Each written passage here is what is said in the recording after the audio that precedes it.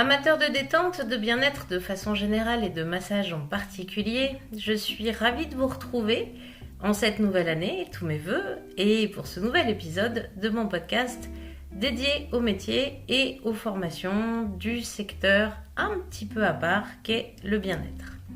Alors, un grand merci à vous de nous rejoindre pour ce nouvel épisode. Le sujet du jour m'est venu suite à une remarque que j'entends régulièrement sous différentes formes, mais qui pourrait se résumer à quelque chose comme Ah, vous en avez de la chance de travailler dans le massage ou de travailler dans le bien-être, vous devez être sacrément détendu. Alors, oui et non. Oui, c'est vrai, je dois être détendue. D'ailleurs, je dois au sens devoir. C'est mon devoir d'être détendue. En réalité, je me dois d'être détendue. C'est mon métier. Je dois être détendue pour accueillir mes clients, pour accueillir mes élèves dans les meilleures dispositions.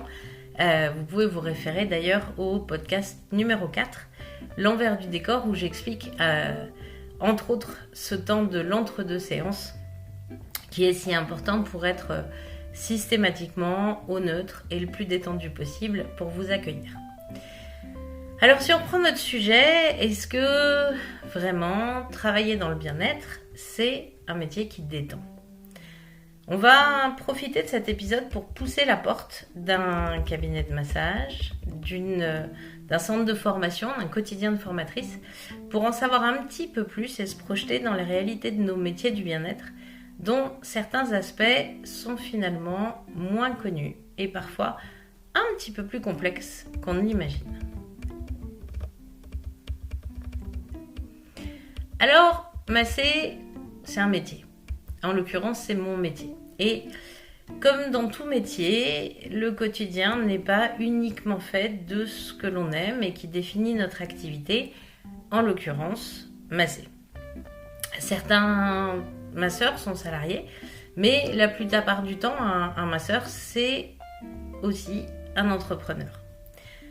Alors, être entrepreneur, ça veut dire être son propre patron. Et ça, c'est absolument merveilleux, puisqu'on bénéficie de la liberté de son temps, de ses horaires, de ses jours de congé, etc. Mais vivre de son métier, même quand on est masseur, c'est pas forcément si à la cool que ce qu'on pense. Alors, c'est quoi la réalité ?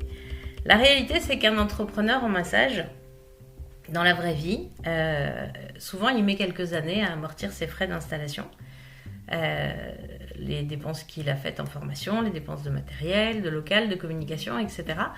Et que, comme beaucoup d'entrepreneurs, indépendamment du massage, c'est pas si évident de gagner même un SMIC, et en revanche, on fait des horaires qui dépassent de très loin les 7 heures par jour. La réalité aussi, c'est que quand on est entrepreneur, on a plus facilement tendance à réussir à séparer son temps personnel de son temps professionnel. Nos ordinateurs, ils sont jamais trop loin, nos téléphones non plus. Et globalement, la frontière entre le temps perso et le temps pro, elle est de plus en plus ténue. Alors oui, le masseur, étant un entrepreneur, il est son propre patron. Mais en fait, en plus d'être patron, il est aussi secrétaire, consultant en communication écrite, web designer s'il s'occupe de son site, expert en web marketing s'il est présent sur tous les réseaux, il assure sa strate commerciale, il est comptable aussi accessoirement, il est personnel d'entretien puisqu'il entretient son local, et il est blanchisseur. Blanchisseur, c'est notre deuxième métier en massage parce que le linge prend une importance absolument considérable. Et puis, il ne faut pas oublier que dans nos vies d'entrepreneurs, et là encore, c'est vrai indépendamment du massage, mais nos vies ne s'arrêtent pas au travail. Elles comprennent aussi le temps de la vie familiale. Et on ne va pas se voiler la face, encore plus si l'entrepreneur est une entrepreneuse. Alors, c'est vrai, parfois au début d'activité, en tout début, quand on se lance, on n'a pas encore beaucoup de clients. Alors, souvent, on entend dire « Ah, toi qui as du temps... Toi qui as du temps, tu peux emmener les enfants en activité. Toi qui as du temps, tu peux t'occuper des rendez-vous médicaux, de l'école, des réunions parents-prof, de faire les courses, de prendre en charge le linge de la maison, le ménage, l'encadrement des devoirs, etc., etc. » Je sais, hein, rien qu'à m'entendre, que certains vont se reconnaître dans ce quotidien trépidant et qu'on soit en fait en début d'activité ou en milieu ou une activité bien lancée, c'est une réalité souvent au quotidien. Alors une fois que l'activité elle est lancée, que le rythme de croisière du nombre de clients n'est pas encore atteint mais qui commence à se roder un petit peu, en fait il y a encore beaucoup de temps à consacrer à l'administratif, aux factures, aux relances clients, au devis si vous faites des prestations de massage en entreprise par exemple, et surtout à l'indispensable communication. Il faut aussi participer à des réunions pour se faire connaître, etc. Et là, petit à petit, on va rentrer dans une élasticité du temps où finalement, une fois que l'activité elle est bien rodée, un quotidien d'entrepreneur en massage, c'est composé de séances individuelles, évidemment, de massage, puisque on va accueillir nos clients. On va accueillir nos clients en journée, et puis il y a des clients qui nous demandent de les accueillir en soirée, puisqu'ils travaillent, eux, en journée. Nous aussi, au demeurant. Et puis, ils aimeraient bien aussi qu'on puisse les accueillir le week-end, puisque en semaine, ils travaillent. Et donc, très très rapidement, les horaires qu'on va proposer en séance deviennent des journées de travail qui sont très au-delà des 7 heures de travail préalablement définies dans le projet qu'on avait en s'installant sur ce métier à la cool. À ça, il va falloir rajouter aussi des demi-journées ou des journées à se former pour apprendre encore et encore, pour nourrir nos mains, pour nous renouveler. Et puis, on va rajouter à ça les journées d'administratif, les journées de communication, les journées qu'on consacre à la vie familiale, les journées qu'on consacre à la vie de couple, et accessoirement, des demi-journées ou des journées de temps en temps pour respirer et souffler un peu. Alors ça finit par faire beaucoup de demi-journées, tout ça. Alors, moi aujourd'hui, mes enfants, ils sont un petit peu plus grands qu'à l'époque où j'ai lancé mon activité. Donc ils sont un peu plus autonomes dans leurs devoirs, etc. Mais si je vous fais comme ça une petite journée type d'une période de ma vie qui est encore pas si lointaine, entre 6h30 et 8h le matin, j'étais dans la vie de famille, les petits-déj, les départs à l'école, etc. De 8h à 15h, je proposais des séances de massage, parce que oui, nos clients, ils aiment bien venir à l'heure du déjeuner aussi, hein, donc je ne m'arrêtais pas le midi. Vers 15h, je prenais le temps de déjeuner. Finalement, en fait, aujourd'hui, le jeûne intermittent est à la mode, mais à une époque, sans savoir même que c'était un concept, c'était mon quotidien. Vers 16h, je prenais un temps un peu administratif, et puis après, c'était le goûter des enfants, les activités, les devoirs, le bain, la vie de la maison, la préparation du dîner, etc. Vers 21h, ils allaient se coucher, et moi, je commençais mon temps administratif, qui durait jusqu'à minuit, 1h du matin, où je pouvais me mettre en position de repos. Alors, heureusement, moi je fais partie des personnes qui n'ont jamais eu besoin de plus que 6 heures de sommeil en moyenne, du moment que je pouvais faire quelques grasses matinées le week-end pour compenser. Donc, j'arrivais à tenir ce rythme-là. Maintenant, de là à dire que vraiment être entrepreneur en massage, c'est un métier qui détend, vous voyez que côté horaire de vie, c'est pas tout à fait gagné. Alors, moi j'ai fait ce choix, il y a quelques années, de ne plus prodiguer de séances en soirée, mais en revanche, une fois par mois, j'anime encore une soirée, un atelier d'initiation, et de ne plus proposer de séances le week-end, parce que le week-end, parfois je suis prise par un événementiel, ou par une formation, ou par une conférence, ou parfois c'est moi qui suis élève pour suivre une formation, et une fois par trimestre, j'anime un atelier découverte. Mais maintenant, j'ai un petit peu plus préservé mes soirées et mes week-ends. Alors, vous allez dire que tout ça, c'est pas propre au métier de massage. C'est vrai, hein. C'est un peu le quotidien de tout entrepreneur, ou du moins de toute entrepreneuse. Il faut vraiment garder à l'esprit très présent le fait que être entrepreneur, c'est créer son entreprise. Et qu'être son propre patron, ça veut dire assumer au quotidien la pression de maintenir son activité à flot, de renouveler, de fidéliser sa clientèle et d'assurer un équilibre financier. Et du coup, même dans le bien-être, je suis désolée de briser ce mythe, mais c'est pas ce qui détend le mieux que d'être entrepreneur. Alors maintenant, si on se penche un peu sur les spécificités des métiers du bien-être, pour voir un petit peu un entrepreneur en bien-être, qu'est-ce qu'il a comme contraintes, comme incidence, etc. Ce que j'entends, moi, en général, quand je suis dans des soirées, etc., c'est que la vision qui est projetée sur nos métiers du bien-être et du massage, c'est que globalement, c'est un secteur à la cool, c'est un métier tranquille qui consiste à faire des petits massages en écoutant de la musique zen, avec des bonnes odeurs d'encens, etc., que physiquement, c'est pas si fatigant que ça, et que psychologiquement, c'est cool, c'est pas très impliquant, les gens viennent se détendre, c'est sympa. Alors, j'en connais parmi vous qui exercent notre métier et qui m'écoutent et qui sont vraisemblablement déjà en train de sourire. Alors, c'est vrai, hein, masser, moi j'adore ça. C'est incroyablement plaisant, gratifiant comme métier. Je trouve absolument fabuleux en fin de séance d'entendre un client avec un sourire lumineux, des yeux qui brillent, qui est tout détendu au niveau du corps, au niveau du mental, me dire que c'était exactement ce dont il avait besoin, la bonne pression, pile ce qu'il lui fallait, etc. Tout ça, c'est très, très, très plaisant à vivre au quotidien.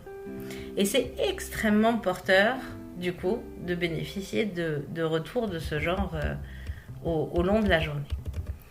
Maintenant, pour masser toute la journée, dans les meilleures conditions possibles, et avoir la joie de bénéficier de retours comme ça en fin de séance, ça veut dire qu'il faut entretenir sa condition physique, sa souplesse, rester constamment vigilant à l'ergonomie de sa posture, qu'il faut bénéficier d'une bonne hygiène énergétique, qu'il faut être attentif à son équilibre émotionnel pour rester bien centré, bien aligné. L'idée, c'est de faire preuve d'une écoute active, empathique, tout au long de la journée. Donc ça peut passer par le fait de mettre en place une supervision de pratique, pour être sûr de toujours accompagner ses clients dans les meilleures conditions, même quand c'est des clients qui sont extrêmement exigeants ou qui sont parfois, parce que ça peut être le cas, dans une grande détresse. Il faut rester disponible pour l'autre, quoi qu'on traverse dans sa propre existence. Et c'est pas parce qu'on est masseur qu'on est exempt de traverser des épreuves, des cataclysmes émotionnels parfois, des deuils, etc. Donc, pour rester disponible pour l'autre, il y a un gros travail à faire en fait d'équilibrage émotionnel en soi. Et puis donc, il faut gérer son temps pour maintenir des moments de détente personnelle, de récupération, pour être toujours au maximum de sa forme et de son énergie. Et tout ça, c'est loin d'être simple. Vous savez, on dit souvent que les cordonniers sont les plus mal chaussés. Je vous en parle d'autant plus facilement que je suis la première, quand je me bloque parfois sur l'agenda des journées dédiées à mon temps libre, à les transformer en journée administrative ou en ce moment notamment de bouclage d'écriture de mon nouveau manuscrit. Gérer les frontières entre son temps perso et son temps professionnel, c'est un vrai défi. Et quand on masse professionnellement, c'est encore plus un défi parce que à tout moment, vous avez la demande faite à l'occasion d'une soirée, d'un week-end entre amis, etc. qu'on fasse « Oh, tu veux pas me faire un petit massage ?» Et c'est vrai que c'est quelque chose qu'on demande naturellement et beaucoup plus librement, beaucoup plus facilement. Je sais pas si vous avez un pote comptable, vous allez pas lui dire « Oh, tu me ferais un petit bilan comme ça, vite fait ?» Alors que par contre, on demande un petit massage beaucoup plus facilement. Donc toutes ces frontières, elles sont pas si faciles à gérer au quotidien. Et c'est vrai que vous allez souvent entendre cette connotation de petit massage. Sous-entendu, ça prend pas de temps, ça prend pas d'énergie, c'est à la cool, etc. Alors oui, c'est un métier qui détend. En fait, c'est un métier qui détend surtout les autres. Et j'en parle souvent avec mes élèves en formation, de les mettre en garde contre cet écueil. C'est vraiment important, quand on commence une formation de massage, en fait, d'apprendre à dire non. Parce que quand vous avez déjà passé 8 heures, des fois 10 heures dans une journée à masser des gens en séance, en clientèle, c'est important de s'autoriser à dire à ses proches que, non, là, on est désolé, mais on n'a plus le jus, on n'est plus en état de leur faire un petit massage. Malgré tout l'amour, malgré toute l'amitié qu'on leur porte, il y a une vraie fatigue à masser, il y a une vraie fatigue à toucher le corps des personnes qu'on reçoit en séance individuelle.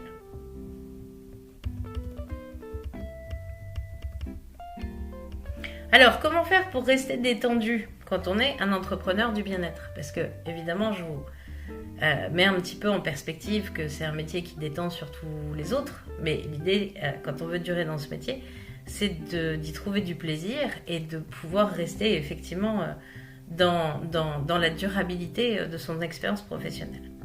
Alors, déjà, il y a un truc hyper important, c'est qu'il faut choisir un statut professionnel qui correspond à votre personnalité, à vos valeurs, à vos goûts. On a tendance à se ruer sur le statut d'entreprise individuelle, de micro-entreprise, mais c'est loin d'être le seul. Prenez le temps d'explorer tous les statuts possibles. Vous pouvez rencontrer un comptable pour en parler avec lui. Souvent, la première rencontre, elle est gratuite et elle vous permet vraiment de définir là où est votre équilibre. Moi, personnellement, je travaille avec 2 statuts différents. J'ai un statut pour mes formations et j'ai un statut pour les séances. Pour les formations, je travaille en portage salarial, ça a un coût, mais ça, c'est une solution que j'ai mise en place depuis des années parce qu'elle me permet de déléguer une partie de la gestion administrative. Et elle me permet aussi de maintenir un statut de salarié, mais en étant moi-même mon propre patron. C'est un système qui n'est pas très connu, mais vous pouvez vous y intéresser. Il a un coût, évidemment, puisqu'il faut bien que l'entreprise de portage salarial se rémunère, elle aussi, au passage. Mais c'est un système qui est très intéressant. Et puis, j'ai une micro-entreprise pour la gestion de mes séances individuelles et de mes ateliers d'initiation, mais seulement depuis avril 2023. Avant, j'étais également en portage pour ces activités-là. Donc, le fait de choisir son statut, c'est super important parce que c'est ça qui va vous permettre aussi de dégager du temps administratif et de ne pas forcément vous sentir noyé ou dépassé par une gestion administrative qui serait liée à un statut qui ne serait pas en accord avec vos valeurs et vos fonctionnements. La deuxième chose qui est importante, c'est que c'est super important de vous former. Alors, évidemment, il faut vous former à des techniques de massage. Les gens qui s'installent pour masser professionnellement et qui n'ont pas fait un cursus long ou qui ne sont pas formés au sein d'écoles qui sont reconnues professionnellement, etc., vous prenez des risques. On en a déjà parlé dans d'autres podcasts au préalable. Mais en fait, il faut aussi se former indépendamment du massage. Il faut se former à utiliser des logiciels. Il faut se former à acquérir des compétences comptables si vous n'en avez pas. Il faut se former sur les techniques de com. Il faut se former en commercial pour apprendre à fidéliser sa clientèle, etc. Et donc, à la fois, vous allez vous former à différentes techniques de massage pour enrichir vos mains, mais vous allez aussi vous former à tout ce qui va être indispensable à la gestion de votre entreprise. Ça, je le résume à mes élèves en formation d'une manière très simple, en fait. Sur toutes nos activités annexes au massage, et il y en a un grand nombre. Globalement, on a toujours 2 possibilités. Soit c'est quelque chose qu'on sait faire, et ça va nous prendre du temps. Soit c'est quelque chose qu'on ne sait pas faire, et donc on le fait faire, et ça nous coûte de l'argent. Et vous pouvez retourner le truc dans tous les sens, globalement. Soit vous allez utiliser de la trésorerie, soit vous allez y passer du temps. Mais en tout cas, en ce qui me concerne, je n'ai pas trouvé d'autre solution. Donc, il faut de la trésorerie pour pouvoir déléguer. Et donc, déléguer sur les missions que vous ne savez pas faire ou les tâches que vous n'aimez pas faire. Moi, je n'ai pas un attrait extraordinaire à passer plus d'heures en administratif que je n'en porte déjà. Et donc, du coup, je préfère commissionner mon entreprise de portage salarial qui va se commissionner sur mes entrées, donc j'ai rien à débourser en amont, et qui a de la compétence sur un certain nombre de sujets administratifs qui, moi, ne m'intéressent pas plus que ça. En revanche, dans un passé relativement lointain, j'ai travaillé beaucoup dans l'édition, et donc j'ai encore quelques compétences de maquette, de rédactionnel, de graphisme, etc. Et donc, je m'occupe de ma communication. Donc ça, c'est pas de la trésorerie que j'ai besoin de dégager. En revanche, c'est du temps. Donc là, c'est vraiment à vous de faire des choix entre ce que vous savez faire, ce que vous ne savez pas faire, ce que vous aimez faire et ce que vous n'avez pas envie de faire, et de décider comment vous ventilez les choses. Mais ce qui est sûr, c'est que plus vous vous formez sur toutes ces compétences-là, plus vous allez avoir d'outils à dispo et plus vous pourrez gagner du temps ou du moins ne pas en perdre. Une autre dimension qui est intéressante, c'est d'adhérer à des associations professionnelles. Alors, je vous ai déjà parlé dans d'autres podcasts de notre fédération, la FFMBE, mais une association comme l'UPSME, par exemple, c'est aussi un incontournable auquel vous pouvez vous intéresser, parce que l'UPSME développe des outils qui sont adaptés à nos métiers et qui, du coup, nous font gagner un temps précieux. Moi, j'utilise, par exemple, le logiciel de facturation qui a été développé par l'UPSME et qui est complètement adapté, conçu sur mesure pour nos métiers. Donc, c'est un vrai bijou, ce serait dommage de passer à côté. Et puis, j'ai fait le choix aussi de faire appel à un secrétariat mutualisé. Donc, ça me coûte moins cher qu'un secrétariat qui serait uniquement dédié à mon activité. Mais ça me permet, quand je suis en séance, quand j'anime une formation, que les clients puissent appeler, tomber sur quelqu'un qui a mon agenda de rendez-vous sous les yeux, qui peut orienter vers mon site, qui peut répondre à la plupart des questions, orienter vers la boutique en ligne, etc. Et quand je termine ma journée de travail, de séance ou de formation, j'ai pas 1 heure ou 1h30 d'appel téléphonique à passer pour rappeler toutes les personnes qui m'auraient laissé un message. Donc voilà, encore une fois, c'est vraiment équilibrer le coût de certains services et l'apport que ça va avoir sur votre temps personnel. Une troisième dimension qui est hyper importante pour assurer votre détente et votre bien-être dans nos métiers, c'est de bien vous entourer. Créer une entreprise, même si sur Internet on a l'impression que ça se fait en 3 clics, c'est pas facile. C'est pas facile et du coup ça veut dire que vos proches seront amenés à vous soutenir dans cette aventure de création d'entreprise, à accompagner vos moments de stress, vos moments de doute, éventuellement les pics d'activité, mais aussi les baisses d'activité parce qu'il peut y en avoir. Peut-être ils seront amenés à vous soutenir financièrement, au moins à vos débuts, ou peut-être à prendre en charge une partie de la vie de la maison, de préparer le dîner, de gérer le linge, les devoirs des enfants, etc. pendant que vous serez la tête dans votre administratif, ou un devis que vous devez absolument envoyer au client parce qu'un devis ça attend pas, ou même parfois vous serez simplement en train de vous reposer et ce sera de l'ordre du vital. Voilà, donc dans votre entourage, faites juste attention aux petites phrases qui commencent par toi qui as du temps, ou toi qui commence et qui travaille de chez toi, ou toi qui n'as pas encore beaucoup de clients, parce qu'en général derrière ça va impacter votre temps personnel et ou professionnel. Donc apprenez à poser vos limites et à faire respecter ce temps, même si parfois vous massez pas. Assurer votre détente, c'est aussi vous faire connaître. On a tendance aujourd'hui à considérer que toute la communication, elle se fait par Internet, mais Internet, c'est pas tout. Nos métiers, c'est des métiers de confiance. C'est des métiers de recommandation. Et votre meilleure source de clients, c'est le bouche à oreille. Les avis sur Internet, les publications sur les réseaux, etc., c'est important, mais ça fait pas tout. Ce qui va vous amener des gens en séance, c'est tu veux aller te faire masser, attends, je vais te donner les coordonnées d'une telle que je suis allée voir, c'est le meilleur masseur du monde, etc., etc. Et pour ça, il faut aussi que vous puissiez participer à des événements, des salons, être membre de réseaux de créateurs d'entreprises, etc., rencontrer les entreprises de votre quartier, des prescripteurs qui seraient à même de vous adresser du monde. Et donc ça va passer par le fait de vous faire connaître en vrai et pas seulement virtuellement au travers d'un site. Voilà. Donc si vous voulez pas rester devant votre ordinateur à attendre vos clients et que vous voulez pouvoir les détendre, il faut que vous soyez dans cette démarche d'action de l'entrepreneuriat. Alors voilà, en conclusion à cette question de travailler dans le bien-être finalement? Est-ce que c'est un métier qui détend? Je vous répondrai que le bien-être, ça détend plus les autres. Ça détend plus nos clients, ça détend plus nos élèves, etc. que celui dont c'est le métier. Puisque par définition, même si c'est une passion, c'est un métier. Et un métier, ça occupe une grande partie de nos journées.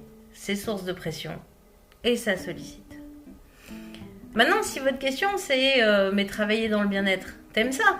Ah, ma réponse, c'est oui, indéniablement. Si votre question c'est travailler dans le bien-être, tu regrettes, tu ferais autre chose? Ma réponse c'est non. Donc il y a vraiment quelque chose à affiner dans cette idée de quand on vous demande si c'est un métier qui détend, est-ce qu'on vous demande si c'est un métier qui vous nourrit, qui vous fait du bien, ou un métier qui vous repose, vraiment, à proprement parler. Un métier qui nous repose, je suis pas sûre qu'il y en ait tant que ça.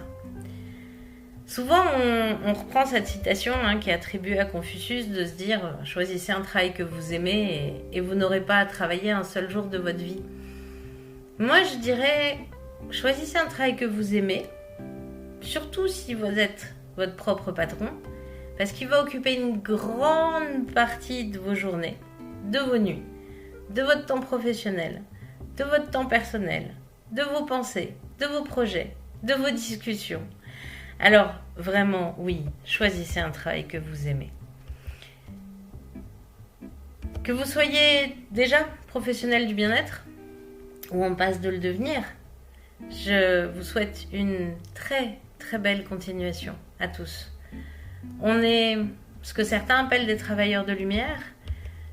Nos métiers, c'est offrir à tout un chacun un moment de détente, un moment de bien-être, un moment de retour à soi, et ça, c'est plus qu'essentiel. Accueillez chaque jour les défis qui se présentent à vous. Le bien-être, c'est un secteur en pleine définition. C'est un secteur mouvant, vivant, vibrant, où quelque part, tout est encore à inventer.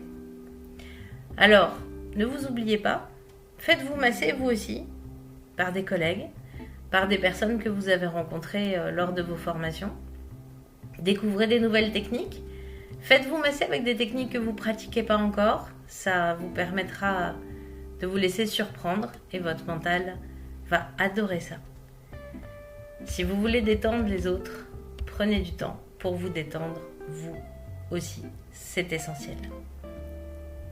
Alors voilà, cet épisode se termine. Je vous remercie de votre écoute. J'espère que cette parole partagée sur nos métiers du bien-être, sur la vie d'un masseur, la vie d'un créateur d'entreprise, vous aura apporté quelques éléments. Si ce podcast vous a plu, je vous encourage à me suivre, à rester en contact via les réseaux sociaux, à partager, à commenter cet enregistrement. Prenez soin de vous, prenez grand soin de vous, à chaque instant, sinon qui le fera. Et on se retrouve lors d'un prochain épisode. À bientôt!